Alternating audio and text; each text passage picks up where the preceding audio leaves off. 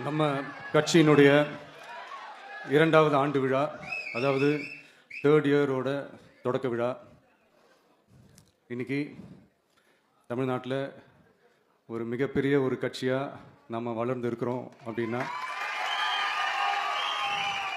அது உங்களால் தான். ப்ளஸ் நம்மளை நேசிக்கிற கோடிக்கணக்கான மக்களும் தான் அதுக்கு ஒரு மிக முக்கிய ஒரு காரணம். நீங்கள் தான் என்னுடைய ஒரு மிகப்பெரிய ஒரு பலம். உங்களை நம்பி தான்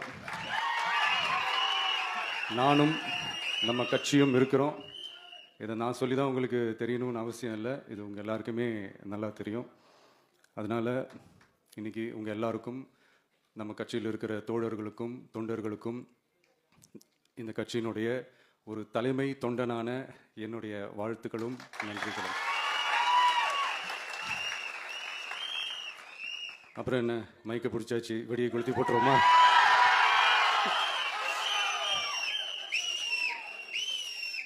(1977) ஜூன் மாதம் நினைக்கிறேன், ஜூன் மாதத்தில் புரட்சி தலைவர் எம்ஜிஆர் அவர்கள் ரேடியோவில் ஒரு பேட்டி ஒன்று கொடுத்தாங்க. அதில் பேசும்போது சொன்னாங்க, பேரறிஞர் அண்ணா அவர்கள் இருந்த இடத்தில் இப்படிப்பட்டவர்களும் அமர்கின்ற ஒரு நிலைமை ஏற்பட்டுச்சேன்னு எண்ணி எண்ணி கண்ணீர் வடித்தேன். அன்னைக்கு அந்த கண்ணீரை துடைக்க ஆரம்பித்த இயக்கம் தான் அண்ணா திராவிட முன்னேற்ற கழகம்னு சொன்னார். அதே மாதிரி 2017க்கு அப்புறம் 2021க்கு அப்புறம் தமிழ்நாட்டுடைய நிலைமையை பற்றி யோசித்து பார்த்த நம்ம தமிழக மக்கள், காமராஜர் அவர்கள் இருந்த இடத்தில், அண்ணா அவர்கள் இருந்த இடத்தில், எம்ஜிஆர் அவர்கள் இருந்த இடத்தில் இப்படிப்பட்டவர்களும் அமர்கின்ற ஒரு நிலைமை ஏற்பட்டுச்சேன்னு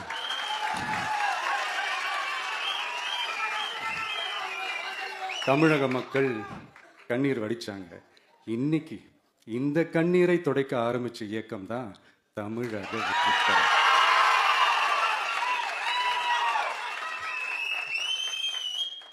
இப்படியெல்லாம் நம்ம பேசுறதுனால கண்டிப்பாக சில பேர் கொந்தளிப்பாங்க. அதை பற்றிலாம் நம்ம கவலைப்படக்கூடாது, ஏன்னா கொந்தளிக்கிறது தான் அவங்களுக்கு வேலையே. புரிஞ்சுங்களா அவங்களுக்கு? ஏன்னா எம்ஜிஆர் அவர்கள் கட்சி ஆரம்பித்தப்போ, ஏன் அவர் ஜெயிச்சதுக்கு அப்புறம் கூட சட்டசபையில் கூட ஏதோ ஒரு நடிகர் கட்சி வந்திருக்குதான், ஏதோ ஒரு புதிய கட்சி வந்திருக்குது, புரட்சி தலைவர்னு ஒருத்தர் வந்து, இப்படியெல்லாம் கேலியும் கிண்டலுமா. அதனால் யார் அரசியலுக்கு வந்தாலும் இப்படி கொந்தளிக்கிறது தான் அவங்களுடைய வேலையை. அப்படி தான் நாம் அரசியலுக்கு வந்ததுக்கப்புறம் கூட இந்த விஜய்க்கு என்ன அனுபவம் இருக்குது, எம்ஜிஆர் அவர்களுக்கு எவ்வளோ அனுபவம் இருக்குது தெரியுமா? 52லேருந்து 72 வரைக்கும் அந்த 20 இயர்ஸ் திமுகவில் இருந்த ஒரு அரசியல் அனுபவம் எவ்வளோ இருக்குது தெரியுமா? விஜய்க்கு என்ன பெரிய அனுபவம் இருக்குதுன்னு கேட்டால் அதே வாய் தான். அன்னைக்கு எம்ஜிஆர் அவர்களை பார்த்து அரசியல் அரிச்சுவடி தெரியாதவர், கவர்ச்சியை மட்டுமே நம்பி இருக்கிறவர், அட்டக்கத்தி, வாய் விளம்பர வள்ளல், இவருக்கு கேள்வி மட்டும் தான் கேட்க தெரியும், பதில் சொல்ல தெரியாது, நிருபர்களை சந்திக்க மாட்டார், டெல்லியை வகச்சிக்க மாட்டார், மேலே இருந்து அவருக்கு அவ்வளோ ப்ரெஷர் இருக்குது, அப்படி இப்படின்னு சொன்னதும் அதே வாய் தான்.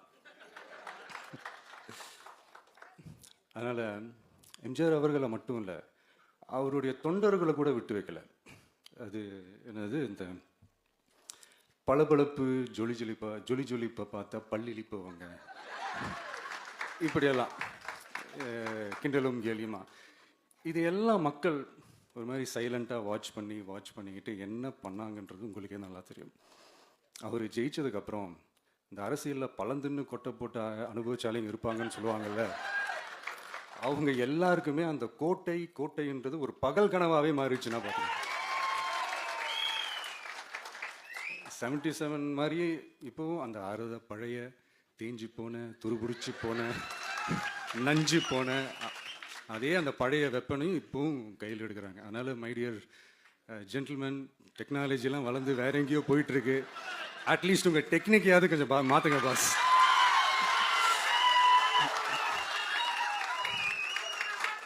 காமராஜர் அவர்களையும் விட்டு வைக்கல. அவருக்கு இலக்கியம்னா என்ன தெரியும், அவர் மாபெரும் புலவர், அந்த புலவர் இந்த புலவர்னு அவரை பற்றியும் கிண்டலும் கேள்வியுமா. அதான் முன்னாடியே சொன்ன மாதிரி யார் எதிர்த்து நின்னாலும் அவங்கள கொந்தளிக்கிறது தான் அவங்களுடைய வேலையே. ஸோ இப்படி நம்ம அவங்க பண்ணுற தப்பெல்லாம் நம்ம எடுத்து சொன்னால், அவங்க பண்ணுற அட்ராசிட்டியை பற்றி நம்ம எடுத்து சொன்னால், அவங்க பண்ணுற அந்த ஊழலை பற்றி தான் நம்ம எடுத்து சொன்னோம். முக்கியமாக நாம் அதை எடுத்து சொன்னால் 50 வருஷத்துக்கு முன்னாடி இருக்கிற அதே தகர டப்பாவை எடுத்து உருட்ட ஆரம்பிச்சிருவாங்க.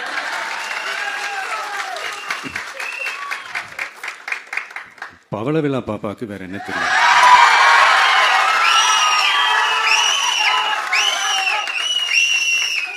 பழைய டப்பாவை உருட்டதானே தெரியும். அதுக்காக நாம அவங்க பண்ற தப்பெல்லாம் சொல்லாம வெளியே சொல்லாம இருக்க முடியுமா? சொல்லுவோம், சொல்லிக்கிட்டே இருப்போம். நம்மளை தவிர யார் அவங்கள ஏத்து நின்று கேள்வி கேட்கறது? யாருக்கு அந்த தில்லு இருக்குது?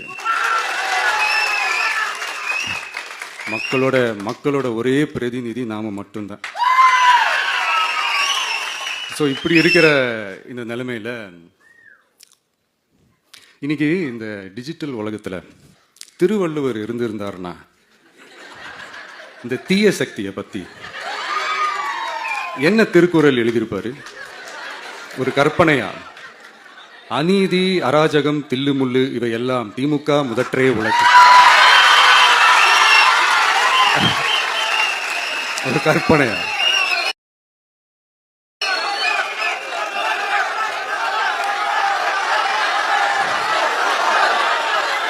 அநீதி, அராஜகம், தில்லுமுள்ளு இவையெல்லாம் திமுக முதற்றே உலகு.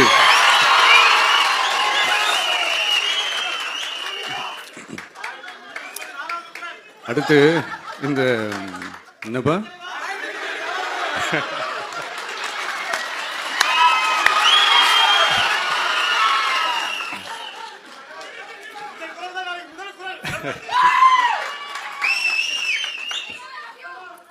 அடுத்து இந்த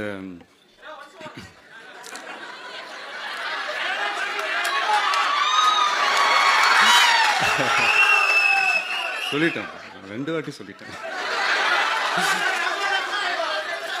அநீதி, அராஜகம், தில்லுமுள்ளு இவையெல்லாம் திமுக முதற்றே உலகு.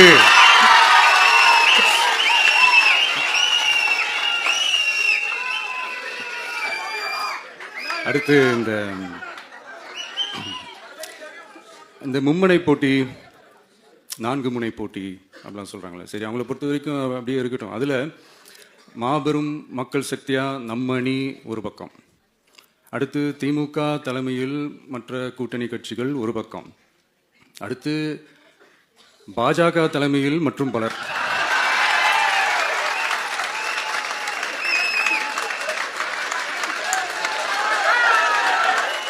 என்னப்பா சிரிக்கிறீங்க? உண்மைதானே சொன்னேன்.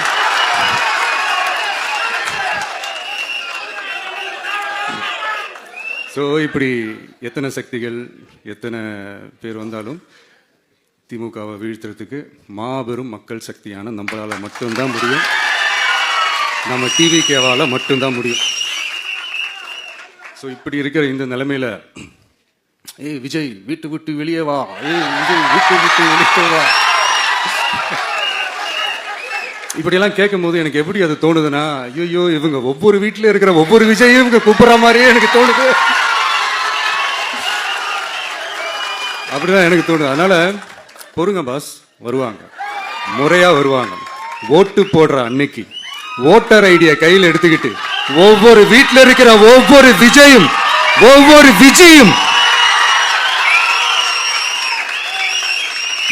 பூத்தா காலையிலேயே வந்து நிப்பாங்க பாருங்க. அன்னைக்கு தெரியும் பாருங்க, ஏண்டா இந்த விஜய கூப்பிட்டோம்.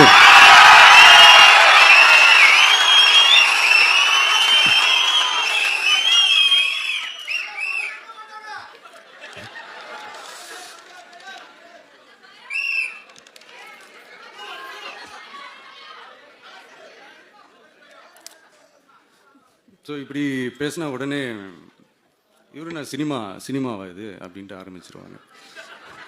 நான் சினிமா விட்டாலும் நீங்க சினிமா விட மாட்டேங்கிறீங்களேப்பா.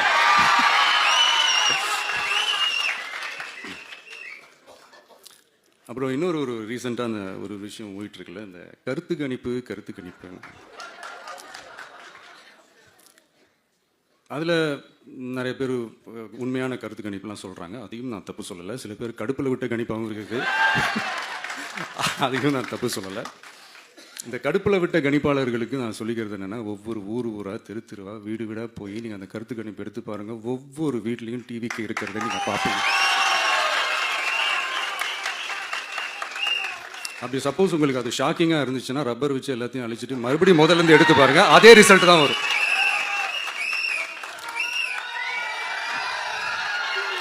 இது என்னப்பா லாஜிக்கு, அது எப்படி எல்லார் வீட்லேயும் டிவிக்கு இருக்கும் அப்படின்னு நீங்கள் கேட்டிங்கன்னா, ஒரு சின்ன சாம்பிளுக்கு ஒரு சின்ன டெஸ்ட் ஒன்று பண்ணி பாருங்களேன்.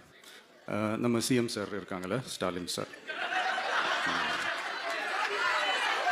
ஒரு 2 years பேக் இருக்கும்னு நினைக்கிறேன். ஒரு மேடையில் பேசும்போது சொன்னாங்க, இந்த மாதிரி என்னோட அவங்களோட கட்சிக்காரங்க சில பேர் பண்ணுற அட்ராசிட்டி, ஒரு சில மந்திரிகள் பண்ணுற சில அட்ராசிட்டிஸ்லாம் பார்த்து ராத்திரியில் எனக்கு தூக்கமே வரமாட்டேங்குது அப்படின்னு ஒரு 2 years பேக் இருக்குன்னு அந்த வீடியோ கூட இருக்குது. அப்படி இருக்கிற அவரு என்னைக்காவது ஒரு நாள் அசந்து தூங்குவார்ல, அப்போ அவர்கிட்ட போய், சார் சார்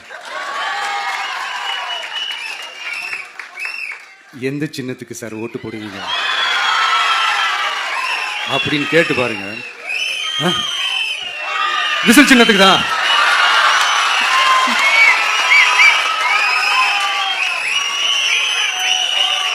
தூக்கத்துல இப்படி டப்புன்னு எழுப்பி கேட்டா டப்புன்னு உண்மையை போட்டு உடைச்சிருவாங்க. அதுக்கு சொன்ன, அப்படி இருக்கிற இந்த நிலைமையில டிவிக்கே வந்து சிட்டியில தான் இருக்குது, டவுன்ல தான் இருக்குது, வில்லேஜ் சைட்லலாம் இல்லை அப்படின்னு சொல்றவங்களுக்கு இந்த மாதிரி சில டெஸ்ட் எல்லாம் பண்ணி பாருங்க, தெரியும்.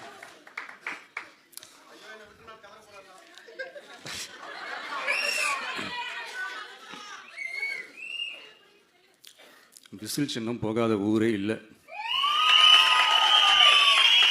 விசில் சின்னம் எங்கெல்லாம் இருக்குதோ அங்கெல்லாம் டிவிக்கே இருக்குதுன்னு அர்த்தம்.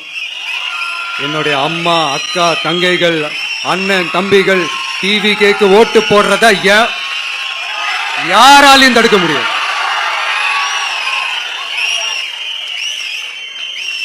ரத்த சொந்தமா நம்மள நினைக்கிற நம்மளோட வகையராக்களை எந்த கட்சியாலையும் எவ்வளவு விலை கொடுத்தாலும் வாங்கவே முடியாது. நான் ஓவர் கான்பிடன்ஸ்ல பேசுறேன் அப்படின்லாம் நினைக்காதீங்க. இதுதான் கள நிலவரம், கள யதார்த்தமும் இதுதான். தீய சக்தியை வீழ்த்துறதுக்கு தூய சக்தியான நம்மளால மட்டும்தான் முடியும். இந்த 2026 சட்டமன்ற தேர்தலில் டிவிக்கே தான் மக்களோட ஒரே ஆப்ஷன். Otherwise no diversion. இந்த டப்பா இன்ஜின், ஓட்டை இன்ஜின், எவ்வளோ இன்ஜின் வந்தாலும் டாப் இன்ஜின் நம்ம டிவிக்கே தான்ன்றதை மக்கள் ஆல்ரெடி முடிவு பண்ணிட்டாங்க. அதனால நம்மளுடைய தோழர்கள் அதை மனசுல நல்லா ஏத்திக்கிட்டு இன்னும் ஷார்ப்பா ஒர்க் பண்ணுங்க. நான் ஏற்கனவே சொன்ன மாதிரி ஒன்றியம், நகரம், பேரூர், பகுதி, கிளை எல்லா இடத்துலையும் அந்த பூத்தா அந்த நம்மளுடைய வேட்பாளர்களுக்கு ஒற்றுமையாக இருந்து வேலை செய்யுங்க. நமக்கு மாபெரும் கூட்டணியான, மாபெரும் மக்கள் சக்தியான குடும்பமாக நம்மளோட இருக்கிறாங்க. இன்னொன்று, அன்னைக்கு நான் சொன்ன மாதிரி நம்மளுடைய விசில் சின்னத்துக்கு ஓட்டு போட வைக்கிறது மட்டும்தான் உங்களுடைய வேலை. மற்றதெல்லாம் மக்களோட சேர்ந்து நான் பார்த்துக்கிறேன்.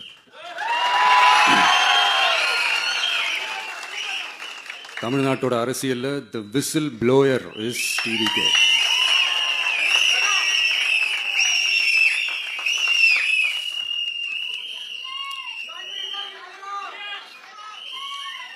நம்ம மக்கள் இந்த விசில்ல ஊதுல இந்த தீய சக்தியும் இந்த ஊழல் சக்தியும் தெரிச்சு ஓடணும். எப்படி தெரிச்சு ஓடணும்? அன்னைக்கு சென்ட் ஜார்ஜ் கோட்டையில டிவிக்கு ஆளும் கட்சியா எழும்.